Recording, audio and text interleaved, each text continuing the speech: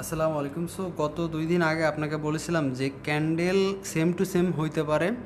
আপনি একটু যদি লক্ষ্য রাখেন, দেখুন এখানে প্রায় 6টা ক্যান্ডেল রয়েছে, 2টা রেড ক্যান্ডেল, এবং প্রিভিয়াসলিও যদি দেখেন আপনি 6টা ক্যান্ডেল রয়েছে, 7টা ক্যান্ডেল, 2টা রেড ক্যান্ডেল। এর পরবর্তীতে 6টা ক্যান্ডেল দেখেন, এর পরবর্তীতে নেগেটিভ মার্কেট। মানে আপনাকে আমি বুঝাতে চাচ্ছি যে এইটা বড় পাম্প আসছে, এইটা ছোট, মানে এইটার অর্ধেক পাম্প আসছে, এরপর মার্কেটটা নেগেটিভ ফল হয়েছে। এইটা একটা সিম্পল থিঙ্কিং, একটা মার্কেটের ট্রেন্ড। অ্যান্ড এর আগে আমরা বিডিসি যে মার্কেট আপডেট করেছিলাম, তো সেই আপডেটটা দেখি কতটুকু কার্যকর হয়েছে এবং আমরা কি প্ল্যান করছিলাম, কি হইলো মার্কেটের ভিতরে। তো সর্বপ্রথম আমরা ওয়ান ডে টাইম ফ্রেমেই দেখেছিলাম যে মার্কেটের এখানে সব ড্র করায় আছে, যে আমরা এখানে 50% একটা মার্ক জোন করেছিলাম, যে এমন ভেবেছিলাম যে এই জোনটা আসার পর সামথিং পজিটিভ করার পর আবার নেগেটিভ করবে, অথবা আরেকটা করতে পারে যে কোনো একদিকে মোমেন্টাম ক্রিয়েট করবে, মানে বড় মুভমেন্ট করবে, দেন আবার নেগেটিভ ফল করবে। এটাও আমরা দেখেছিলাম। এই যে আপনার দেখুন এই মার্ক আপ করা আছে, হয়তোবা আমরা এটাও বলেছিলাম যে এই হাইটা ব্রেকআউট করতে পারে, দেন এরপর নেগেটিভ ফল হয়। তো বিডিসি মার্কেট এমনটা হয় কি, যে বিডিসি মার্কেট এমনও সময় আসে যে পাম্প হচ্ছে তো দেন হচ্ছে, হচ্ছে তো দেন হচ্ছে, এরকম ডিরেকশনে। আবার এমনও হইতেছে যে একটা বড় পাম্প আসছে, এরপরে 4টা 5টা ক্যান্ডেল সম্পূর্ণ নেগেটিভ আসছে। সো এটা ডিপেন্ডেবল। মার্কেটের সিস্টেম বা মার্কেটের সিমটমগুলো আসলে বোঝাটা অনেকটাই ক্রিটিক্যাল। অনেক সময় একটা ভালো ক্যান্ডেল আসছে, যেরকম এখানকার ক্যান্ডেলটা আপনি দেখেন, এটা ভালো ক্যান্ডেল ক্রিয়েট করছে, দেন এর পরের ক্যান্ডেলগুলো সব নেগেটিভ ক্রিয়েট করছে, কারণ এটা মিডল অপশনে। আবার আপনি দেখুন এখানে একটা এখানে 3টা ক্যান্ডেল করার পর আবার 3টা ক্যান্ডেল রেড চলে আসছে। তো বিষয় এটা।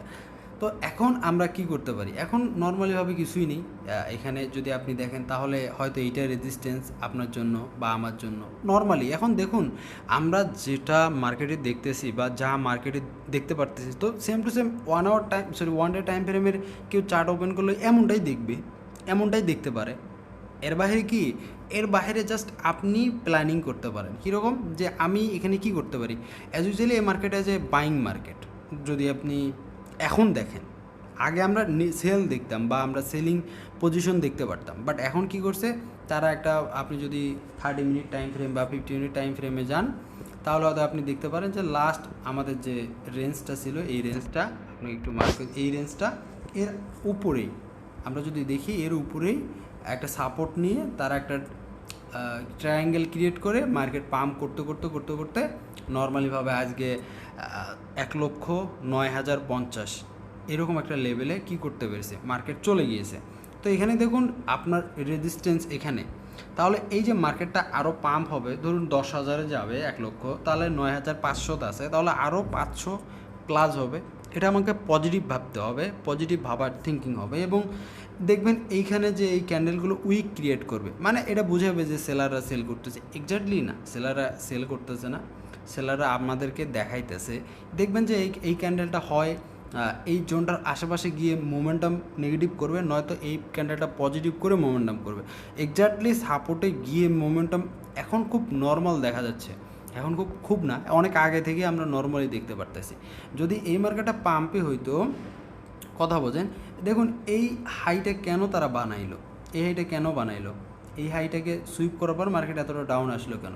তো তেমনটাই আমরা প্ল্যান করতে পারি নর্মালিভাবে। আর নর্মালিভাবে যদি আমরা এখানে সাপোর্ট যদি ভাবতে চাই, তাহলে হয়তো বা এই জোনটায় আমাদেরকে সাপোর্ট দেখতে হবে 1,08,000 থেকে 1,00,000, এরকম সামহাও 1,08,000-এর এর আশেপাশেই আমরা এই সাপোর্ট এই লেভেল আপটা আবার দেখতে পারি। যদি এই মার্কেটটা সামহাও এরকম আসে, দেন এরপর আবার মোমেন্টাম ক্রিয়েট করতে পারে। আবার এই জোনটা নাও ক্রিয়েট করে হয়তো বা এই যে বক্স আছে, এই বক্সটা অ্যাজ এ নিতে পারে। আমি এগুলো রিমুভ করে দিচ্ছি, কারণ এগুলো রাখলে হয় কি যে আসলে আর ড্র করতে হয় না। এমনটাই ধরেন আপনি এই জোনটাকে আপনি একটা লেভেল আপ জোন ধরতে পারেন, অ্যান্ড লাস্ট আপনি এই লেভেল আপকে বা এই বক্সকে একটা লেভেল আপ ধরতে পারেন। এখন এই যে পাম্পটা আসছে, এ কীভাবে আসলো, হয়তো আমরা এই পাম্পটাকে এই পাম্পের সাথে সম্পূর্ণ দেখতে পারি। যেমন এখানে একটা পাম্প আসছে প্রায় 5%। ওকে, তো এইখান থেকে আপনি দেখেন কত পার্সেন্ট আসছে। সো আমি যদি 5% ধরি, তাহলে ওই 10,000 ওই রেজিস্ট্যান্স লেভেলেই চলে যাচ্ছে। সামহাও ওই রেজিস্ট্যান্স লেভেলগুলোতেই চলে যাচ্ছে। তো বিষয় হচ্ছে এইটাই যে আমরা হয়তোবা এই মার্কেটগুলো আরও ভালো দেখব, তবে আমাদের জন্য সুইটেবল হয়তো যদি আমরা এখানে একটা যে সাপোর্ট আপনি ড্র করেন, মানে আমার কথা যে ভাই মানুষ যা দেখতেছে নর্মালিভাবে আপনিও তেমনই দেখতেছেন বা আপনিও ওই রকমই থিঙ্কিং করবেন, কারণ আমরা এমনটাই শিখে আসতেছি বা এমনটাই শিখে থাকি, এমন না যে এমন হয়। ঠিক আছে, আপনি এর উপরে যদি রেজিস্ট্যান্স ড্র করতে চান তাহলে এখানে রেজিস্ট্যান্স হয়, তাহলে এটা কী করছে আপনি বলেন, এই স্থানটা এটা ফলস ব্রেকআউট হয়তো বলতে পারি আমি ফলস ব্রেকআউট ক্রিয়েট করছি। এর বাইরে কি আপনি কিছু বলতে পারবেন? এখানে অ্যানাদার কোনো কিছু বলার অপশন আছে না? এই সাপোর্টকে মানে কাজ করছে না এই সাপোর্টকে টাচ করছে। ওকে, এমনটাই হয়। আবার যদি আপনি দেখেন যে এই রেজিস্ট্যান্সকে আবার একবার টাচ করছিল, আপনি যদি দেখেন তাহলে এই রেজিস্ট্যান্সকে টাচ করে মার্কেট ডাউন করছে, বাট এরপরে এই রেজিস্ট্যান্সটাকে কাজ করেনি, নর্মাল কথা। তো এখানে দেখা যাক কতটুক কী হয়, তবে মার্কেট পজিটিভ এইটাই এখন ইন্ডিকেট করতেছে। দেন আমাদের থিঙ্কিং ছিল যে এই মার্কেটটা আমাদের এই জোনগুলোতে বা এই আশেপাশে আসার পর একটা সামথিং মোমেন্টাম ক্রিয়েট করার পর মার্কেট নেগেটিভ ফল ক্রিয়েট করার পর একটা বড় পরিসরে একটা পাম্প আসবে, এমনটা ছিলাম, বাট এমনটা হয়নি, তার উল্টোটা হয়েছে যে পজিটিভ করতেছে দেন এখন হয়তো বা এই নেগেটিভটা দেন উপর থেকে মার্কেটটা এসে নেগেটিভ করবে, সেম টু সেম বিষয়টা হবে, দেখতে থাকি কতটুক। আর এটা তো ঠিক যে মার্কেট আপনি 1 মাস 2 মাস 3 মাস পর ঠিকই আপনি দেখবেন যে 1,25,30 এরকম দেখবেন, কিন্তু একটা লিকুইডিটি একটা লো প্রাইসে আসলে বা লো প্রাইস আসার পরে একটা পাম্প করলে হয় কি যে আল্ট কয়েন থেকে শুরু করে অ্যানাদার কয়েনগুলো পজিটিভ হয়। আর এখন যে পাম্পগুলো হচ্ছে এখানে আল্ট কয়েন খুব মেজর একটা পাম্প করবে না, নর্মাল পাম্প করবে 3-4-5% বা কোনোটা 10%, ঠিক আছে। বাট যখন ডাউন থেকে মার্কেটটাকে নিয়ে যাবে তখন ওগুলো 10-15-20%ও পাম্প করতো, এতটুকুই, এর বাইরে এখন আর তেমন কোনো পার্থক্য মোটামুটি নেই। দেখা যাক এই মার্কেটে আসলে হোল্ড করবে না, মানে এখানে এই যে লেভেল আপটা আছে এখানে অনেক দিন হোল্ড করছে বা এই লেভেল আপটা আপনি অনেক দিন হোল্ড করছে।